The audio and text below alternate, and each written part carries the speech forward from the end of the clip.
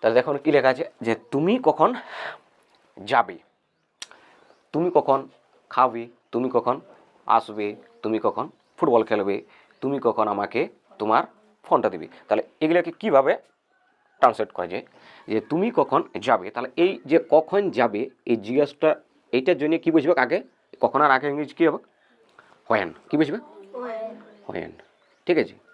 তারপর এখানে একটা হেল্পিং ভার্ব লাগবে, তাহলে হেল্পিং ভার্ব এখানে কী লাগবে এই যে যাবে আছে এটা মানে কি ফিউচার ইনডিফিনিট টেন্সে আছে, ঠিক আছে। তাহলে তুমি কখন যাবে তার জন্য এখানে কী বুঝবে উইল, তাহলে হোয়েন উইল, তারপরে তুমি ইংরেজি, তুমি ইংরেজি ইউ, কী বুঝবে ইউ, আর যাবে ইংরেজি গো।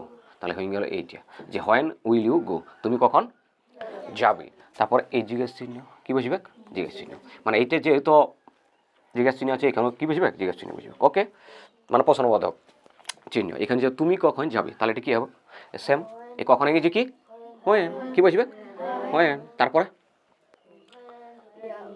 উইল, কী বুঝবে উইল, হোয়েন উইল, তারপর এখানে কী হবে তুমি ইংরেজি ইউ, একদম ইজি। তারপর খাবের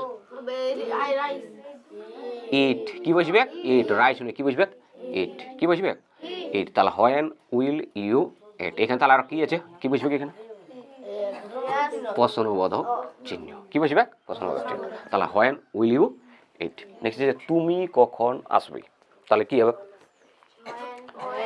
হোয়েন, কী বুঝবে হোয়েন, তারপরে উইল,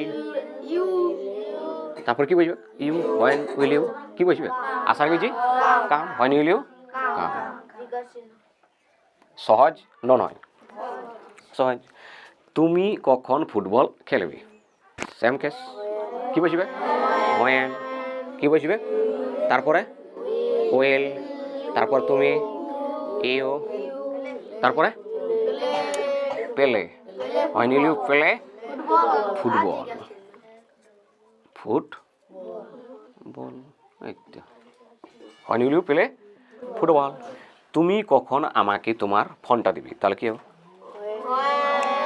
হোয়েন, কী বুঝবে will you, when will you, প্রত্যেকটা হোয়েন উইল ইউ বুঝেছে এস না, তারপরে আছে কি হোয়েন উইল ইউ আমাকে কী বলছে দে, কী বলছে আমাকে তোমার ফোনটা দিবি, তাহলে হোয়েন এখানে ভার্ব কী বসবে এই দিবি ইংরেজি, তাহলে হোয়েন উইল ইউ কী বসবে গিভ, কী বসবে গিভ, এ আমাকে কি me, when will you give me, তারপরে কি তোমার ফোনটা, তাহলে কী হবে ইয়োর মোবাইল করতে পারো, হ্যাঁ কী বসবে মোবাইল, MOBILE, ঠিক আছে, বা ফোন করতে গেলে PHONE, হ্যাঁ ওকে বোঝা গেছে না, আরও কোনো দিক্কত।